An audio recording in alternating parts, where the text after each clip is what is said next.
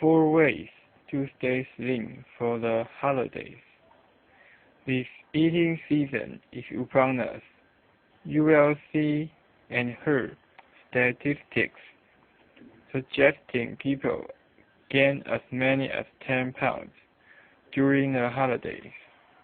Likely, you won't put on double-digit weight, but a recent study in the European Journal of Clinical Nutrition found that devourers of turkey and Christmas cookies gain an average of 2.2 pounds from mid-November to New Year's Day. Obese people were even more likely to gain extra weight. The problem is compounded because the bulges accumulate over the holidays and the years. This season, though, can be different. Here are 4 steps to avoid the belly ballooning this holiday season and start January 1st ahead of the game. Exercise in the morning. Instead of losing track of your exercise program among all the festivities, get your training out of the way well before party time. One study from Appalachian State University showed that a vigorous morning cycling workout helped average guys burn an extra 190 calories over the ensuing 14 hours, on top of the 500 calories they burned during the workout. Researchers credit the post-exercise metabolism boost to the workout using more fat and less carbohydrates for energy. Need more motivation to get going Thanksgiving morning? Sign up for a local turkey trot. Tea Day is the most popular holiday for road racing. 676,000 finishers in 2011, according to Running USA, a non-profit organization that tracks road racing trends, and it's a great addition to your holiday game plan. Dissect the buffet. Whether it's a work event or a party with friends, there's usually a buffet. Rather than blindly grabbing a plate and heading to the front of the spread, survey the scene first to decide what you really want. Otherwise, you'll just heap everything on your plate as you come to it. And if you are the one putting out the food, keep the healthy option together and place them front and center. A new study from Cornell University found that when healthy food like fruit, yogurt, and granola are offered at the head of a breakfast buffet line, only 39% of eaters grabbed higher calorie dishes like cheesy egg and bacon. When eggs, bacon, and potatoes were positioned first, 78% of people tossed them on their plate. snack smart. You have to set yourself up for success by having the right food to nudge on while waiting for the main event.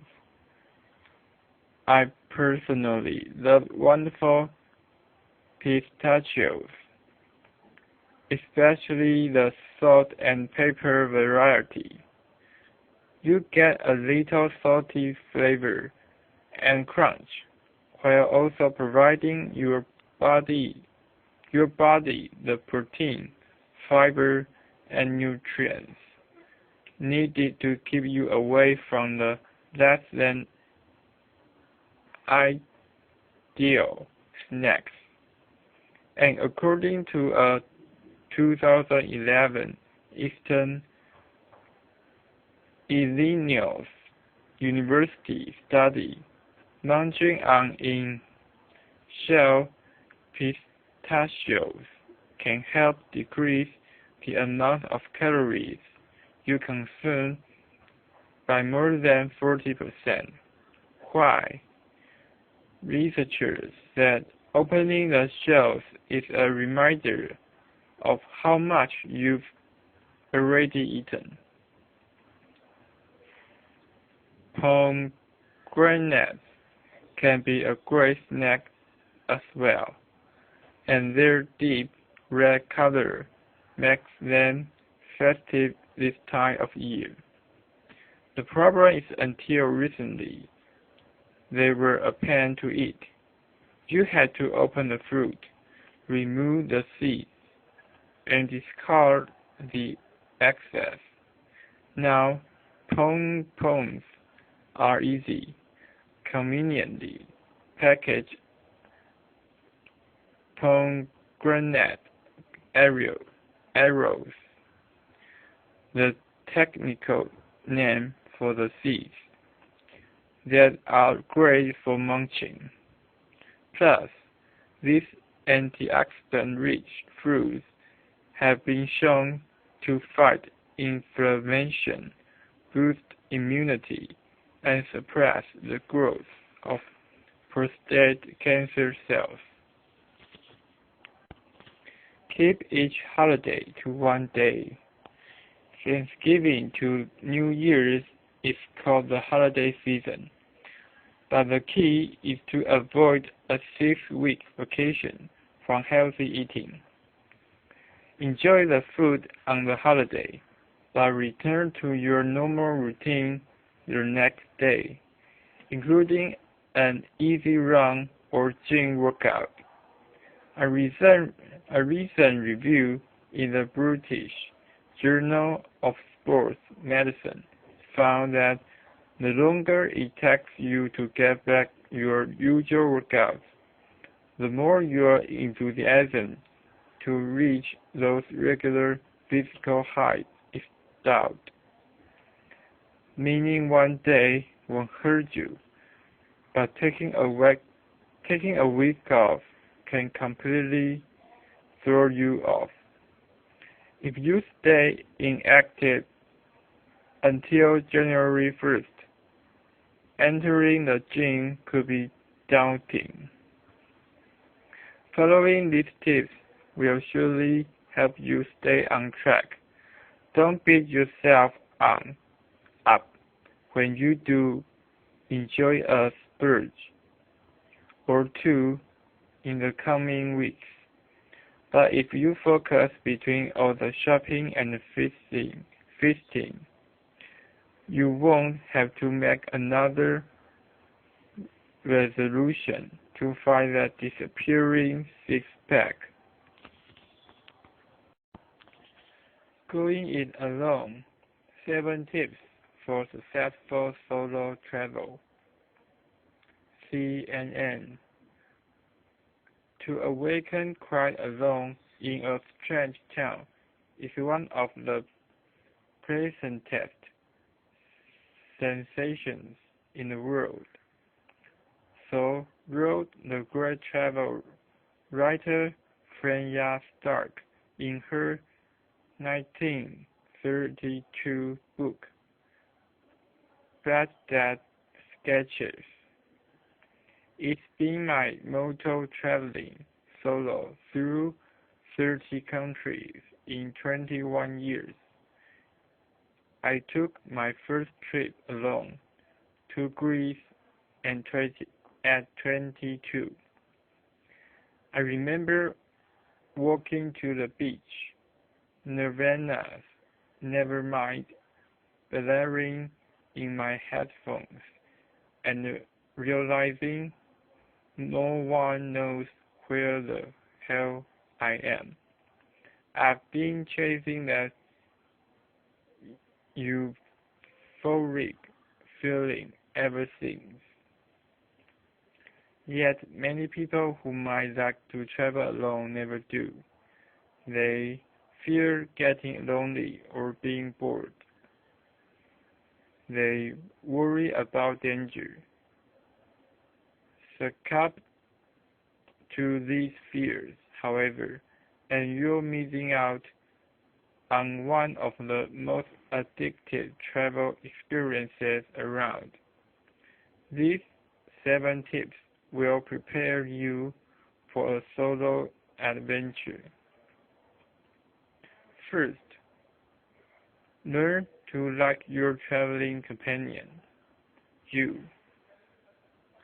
But I'll be lonely is perhaps the most common cry from people who've never traveled alone. No, you won't, writes Andrew O'Hagan in a New York Times blog. My solo travels in Paris have brought many perfect hours of being alone, but not a moment of loneliness, he writes. People who depend on other people are often in hiding from themselves. Traveling alone brings you face to face with yourself, with your failings and your strengths. But that confrontation is inevitable in life. Don't put it off. You may even find you love what you see and go away with yourself every time. Second, revel in your selfishness. Having no one but yourself to decide what to do each day is a rare luxury.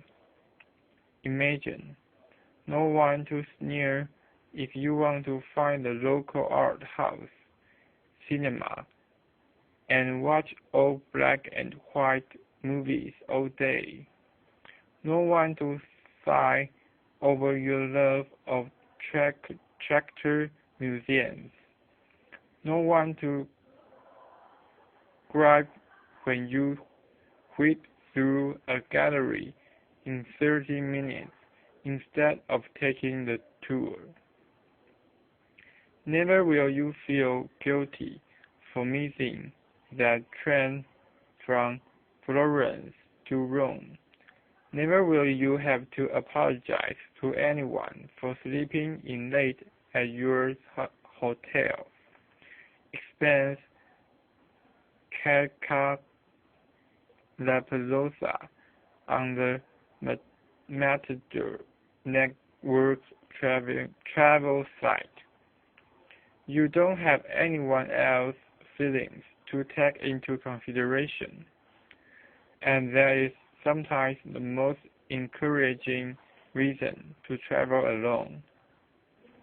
Third, lose the invisible, helpless rule sign.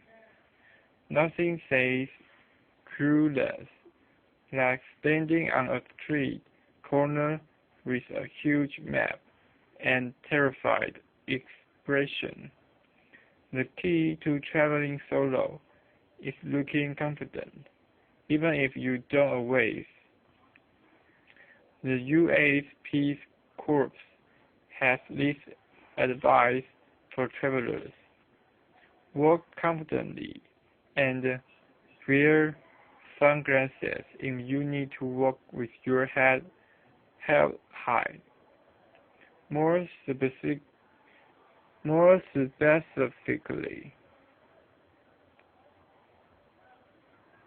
when traveling alone, always go into a shop or doorway to consult a map.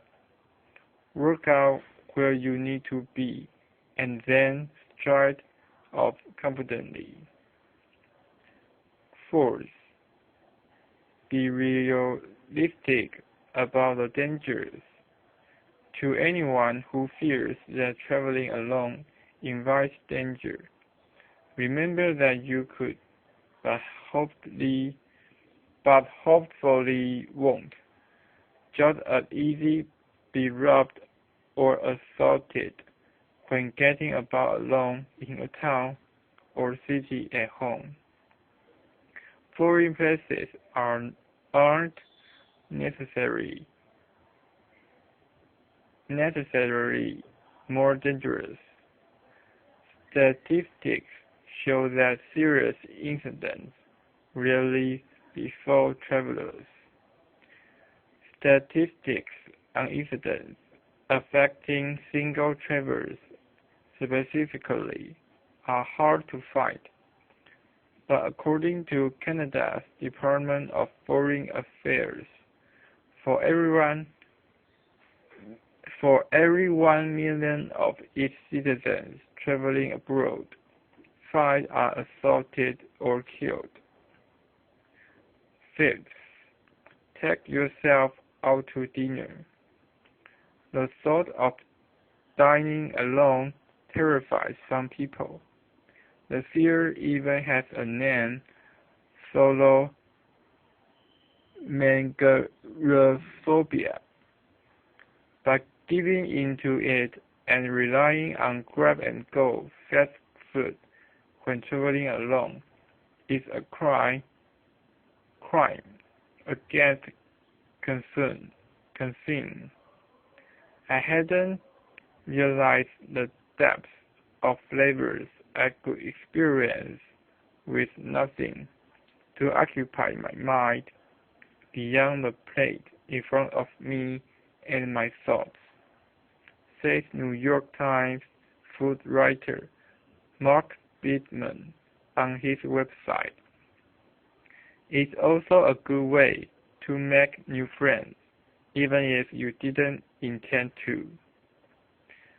The interesting thing is that you nearly always end up talking to the person next to you, so dining alone can be, ironically, a social experience, says London restaurateur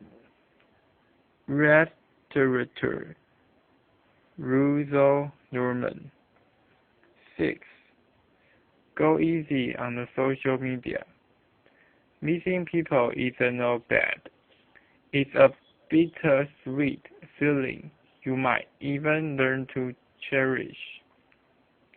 The eventual pleasure of being reunited with friends and family is all the greater for holding off contact a bit. So ration the SMS messages, emails, and Skypes calls, and actually pay attention to what's going on around you. The more stories you don't blog about on the road, the fresher they'll be when you get back home. 7. How to save money you won't. Traveling solo, you can share the price of a room or a meal, nor will you save on a companion fare. Then there's the dreaded single supplement if you are on an organized tour. Although these are becoming less common, the point is accept that in some ways In certain circumstances, traveling alone is more expensive than traveling with others. Then imagine the benefits of this arrangement. You'll never be stuck with someone who finds you don't really that gun. What could otherwise have been a memorable adventure? Who doesn't, after all, like you? That's a priceless saving. No experience, no problem. Money watch. Whether you are a new college graduate or a seasoned worker looking to change careers, getting a job without demonstrate work experience can be a real challenge. It's the catch-22 of many entry-level positions. They want you to have experience, but because these are stepping stone jobs, most applicants simply don't have it. There are some ways, however, to navigate this issue. Here are 3 tips. Show them what you can do. If the interviewer keeps focusing on the fact that they want someone who can, for example, write career press releases, and you've never written one, don't panic. Just ask for 24 hours to give them a sample and get to work crafting one that will impress. This way, you can distinguish yourself as a memorable, capable candidate and also have a lower pressure opportunity to prepare your material outside of the interview environment, said Selena Ravzani,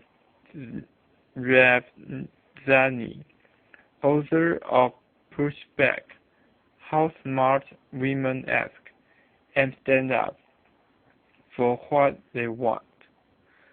The interviewer will be wowed by your confidence in your abilities, your enthusiasm for the role, and your willingness to give extra effort. Demonstrate your abilities with stories. You may be asked to describe how you would handle certain challenges, and while you may not be able to discuss work matters you've navigated, you can certainly talk about college careers, internships, and volunteer work, suggests Louis Kurzmark, resume expert and founder of the career consulting firm Best Impression Career Services, Inc. Focus on how you met a specific challenge through certain actions and what successful results you got because of those actions. Research and focus your pitch. An interview is a give and take. Pitching yourself while learning about the company that may be your new employer. The latter part simply requires preparing pertinent questions by doing research about the company and the position. The first part also requires research about what the company's needs are and what is happening in the industry, and then figuring out where you fit into the larger plan, says Penelope, Vice President of Keystone Associates, a Boston-backed career management and transition services consulting firm. Did you study something key to the role in school? Did you research or write about it? Did you volunteer? Do you bring energy, passion, rapid learning? Figure out which skills they can use. Holiday decorating related injuries up for the fourth year. The number of holiday injuries has increased for the fourth year in a row, according to a new government report. The U.S. Consumer Product Safety Commission (CPSC) said there was about 15,000 injuries involving holiday decorating between November and December 2012. There are about 250 injuries a day during the holiday season. Adding safety to your checklist can keep a holiday tradition from becoming a holiday tragedy. CPSC Acting Chairman Robert Adler said in a press release, the most common injuries included falls, 34%, followed by lacerations, 11%, and back strains, 10%. Ladder safety. When using a ladder to hang decorations, use the correct ladder that is at least 3 feet over the roof line or working surface. CPSC recommended. Make sure it is able to support your weight and the objects you are going to place on it. Place the ladder on firm and level ground. Having a person hold the ladder at the bottom can also help stabilize it, but only allow one person on the ladder at a time. Single extension or straight ladders should be placed at a 75-degree angle, meaning you should be able to stand up straight with your toes touching the feet of the ladder while it is leaning away from you. You should also be able to put your palms at the top rung of the ladder, or that step should be above shoulder level. Keep the ladder away from doors that might open into it, and do not use a metal ladder near electrical equipment or power lines. Wood or fiberglass ladders can be used in this situation. Do not use any ladders near live electrical wires. Stand in the middle of the step of each ladder and do not lean to the side. Never step on the top step or the bucket shelf. Put the ladder away when not in use and never leave it unattended. Fire safety. Fires are also a risk at this time of year. Between 2009 to 2011, fire departments across the U.S.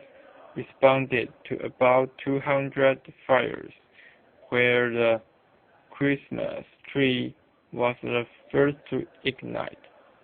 CPSC said about 10 deaths, 20 injuries, and $16 million in property loss were due to tree-related fires. Candle-related fires from 2009 to 2011 caused 70 deaths, 680 injuries, and $308 million in property loss as well. The CPSC reminded people that in order to prevent fires, they should get rid of holiday lights that have visible damage, like broken sockets and bare wires. Lights should be tested for safety by a nationally recognized testing laboratory, like Underwriters Laboratories, UL, Intertech, ETL, or the Canadian Standards Association, CSA, and used as designed for outdoor or indoor use. Extension cords should not be frayed or broken, and should be used for its intended outdoor or indoor use as well. If using lights outdoors, plug all lights into a ground fault circuit interrupter (GFCI) protected receptacle or a portable GFCI. Candles should always be burned within sight and kept on a stable, heat-resistant surface.